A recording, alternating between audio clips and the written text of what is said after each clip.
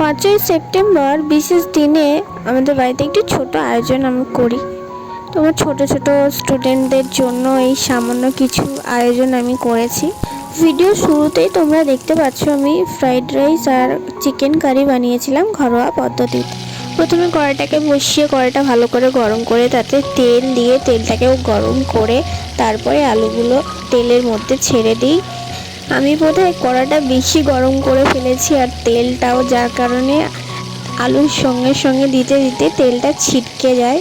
যাই হোক, এই আলুগুলোতে আমি সামান্য পরিমাণে নুন দিই যাতে আলুটা ভালো করে একটু সিদ্ধ, মানে হালকা সিদ্ধ হয়ে যায় আর গায়ে অতটা লেগেও না যায়।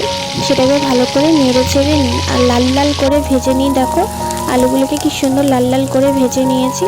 এরপরে আলুগুলোকে আমি তুলে রেখে দিই। এই টিচার্স ডেতে আমরা স্যার ম্যাডামদের বাড়িতে কত আনন্দ মজাই না করেছি। ছোটোবেলার কথা এই দিনটা আসলে খুবই মনে পড়ে যায়। যাই হোক, আলুগুলোকে ভেজে নেওয়ার পর তাতে সামান্য পরিমাণে তেল দিয়ে তারপর তেলটা গরম হলে তাতে একে একে গোটা গরম মশলা দিয়ে, যেমন লবঙ্গ, দারচিনি, এলাচ দিয়ে সেটাকে হালকা করে নেড়ে তাতে একে একে সব পেঁয়াজ কুচিগুলো দিয়ে দিই। তবে গ্যাসটাকে মিডিয়াম ফ্লেমে রেখেই আমি পেঁয়াজগুলো ভাজি। তাতে একে একে আদা রসুনের পেস্ট দিয়ে সেটাকে ভালো করে নেড়ে নিই মিডিয়াম ফ্লেমেই। ভাজা ভাজা হলে আদা রসুনের গন্ধটা চলে গেলে তাতে আমি টমেটোগুলো ছেড়ে দিই একে একে।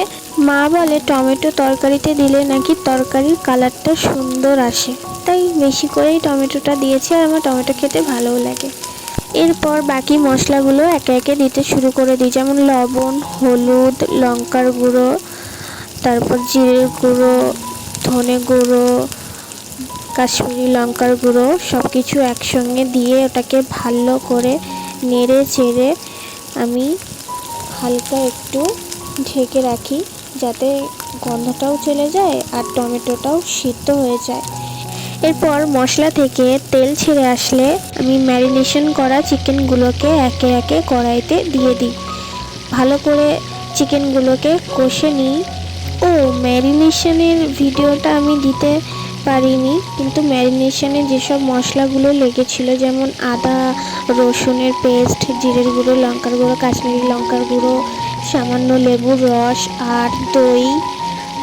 দইটা অপশনাল, নাও দিতে পারো, তবে দইটা দিলে ভালো টেস্ট আসে তরকারিতে। যাই হোক, আমি সেটাকে ম্যারিনেট করে আধ ঘন্টা রেখে দিয়েছিলাম। যাই হোক, চিকেনটাকে ভালো করে কষে তারপর তাতে জল দিয়ে দিই। জল দেওয়া হয়ে গেলে তরকারিটা কিছুক্ষণ ফোটার পর সেটাকে আমি নামিয়ে নিই। তরকারি আমার রেডি, মানে চিকেন কারি আর ফ্রাইড রাইস আমার তৈরি। তো কেমন হয়েছে বন্ধুরা ভিডিওটা কমেন্ট করে জানাবে, আর ভালো লাগলে লাইক অ্যান্ড সাবস্ক্রাইব করবে। Thank you.